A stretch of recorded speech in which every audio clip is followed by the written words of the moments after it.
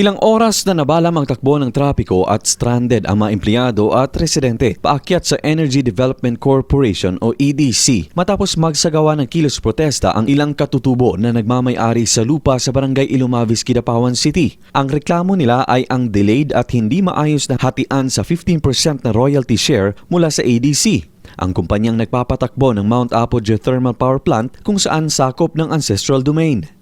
Sa naging panayam ng Radyo Bida kay Elda Serrano, ang nanguna sa isinagawang kilos protesta kasama ang 63 iba pang mga landowners. Sinabi ni Serrano na nito nakalipas na mga taon ay nakatanggap sila ng 600,000 pesos na bayad. Bawat 6 na buwan anya nilang tinatanggap ang royalty share pero hindi ito naibigay noong Hunyo. Nag-atumi kay NCIT, wala daw sila nag-hold ng kwarta, si Madadma daw. Nagatumi kay Madadma, wala po daw sila nag-hold og kwarta. Nagatumi kay Ma'am Nancy Katamko, dili daw tinuod na siya ang nag-hold og kwarta. Mao ning dirimis dalan kay pangitaon na mo kinsag yun ang nag-hold sa among kwarta. Alangan magsisa nga kami man ang tagiasyuta, kami man ang nangayugan sintabo, nganong kami man ang natalikdan. Kinahanglan na mo ang EDC karon kay para masiparate na ang paghatag og download sa amuha. Dili na mo agis Madadma kay samok. Hapit lang Ginoo magbalik ba, mao lang gyapon. Samantala ipinaliwanag naman ni Barangay Ilumavis Chairman Jimmy Mantawil na na-hold muna ang 15% share pansamantala dahil kasalukuyang nire-review ang 20-year Memorandum of Agreement upang matiyak na wasto ang lahat ng probisyon.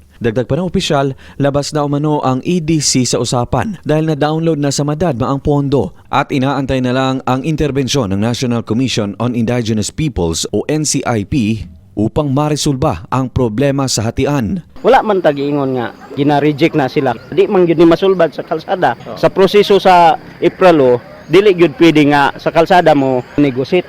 Luigi Alan Tutor, NDBC, Bida Balita.